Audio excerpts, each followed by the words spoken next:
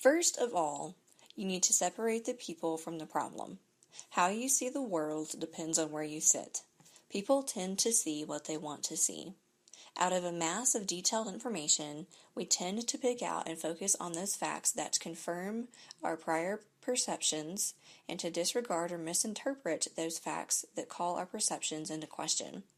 Put yourself in their shoes. The ability to see the situation as the other side sees it is one of the most important skills a negotiator can possess. It is not enough to know how they see things differently. If you want to influence them, you also need to understand empathetically the power of their point of view and feel the emotional force with which they believe it. It is not enough to study them like beetles under a microscope. You need to know what it feels like to be a beetle. You may see on the table a glass half full of cool water. Your spouse may see a dirty, half-empty glass about to cause a ring on the table. Putting yourself in their shoes allows you to reduce the area of conflict, and it also helps you advance your newly enlightened self-interest. Not blaming others for your problem is another rule for successful negotiation and conflict management. It is tempting to hold the other side responsible for your problem. Unfortunately, under attack, the other side will become defensive and will resist what you have to say. They will cease to listen or they will strike back with an attack of their own. Also, you should look for opportunities to act inconsistently with their perceptions.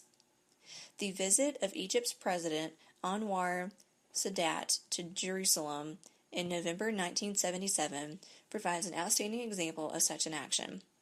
At the time, Israelis saw Sadat and Egypt as their enemy because the man in the country had launched surprise attacks on them 4 years before.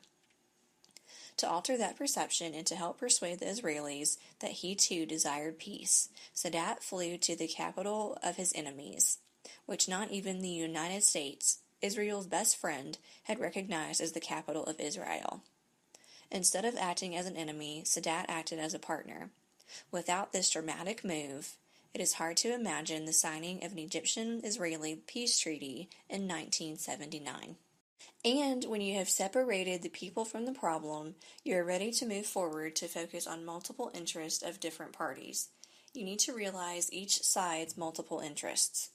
In almost every negotiation, each side will have many interests, not just one.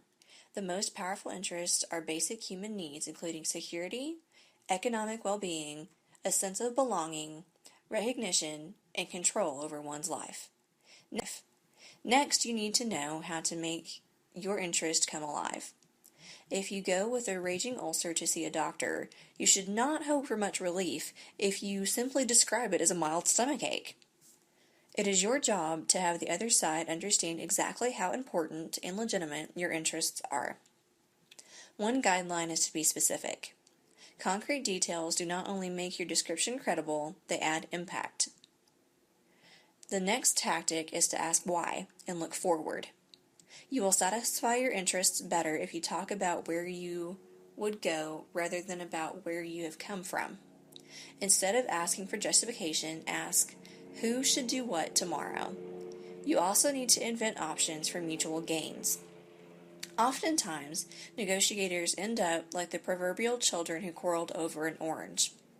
After they finally agreed to divide the orange in half, the first child took one half, ate the fruit, and threw away the peel, while the other threw away the fruit and used the peel from the second half in baking a cake.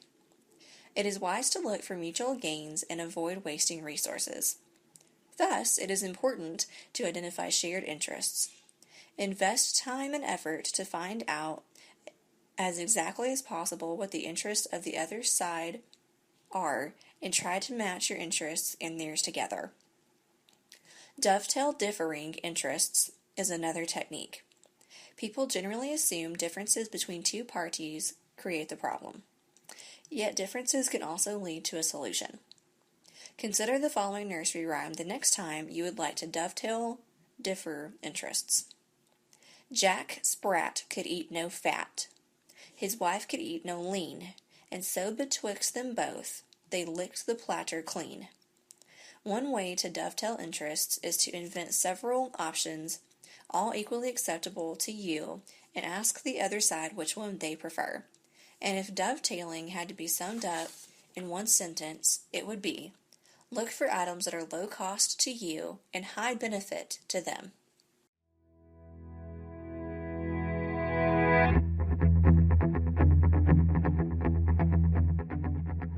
However well you understand the interests of the other side, ingeniously invent ways for reconciling those interests, or highly value an ongoing relationship, you will almost always face the harsh reality of interests that conflict. No talk of win-win strategies can conceal that fact. You want the rent to be lower, the landlord wants the rent to be higher. You want the goods to be delivered tomorrow, the supplier would rather deliver them next week. You definitely prefer the large office with the view. So does your partner. Such differences cannot be swept under the rug. In these situations, you will need to ask for their theories and rationales.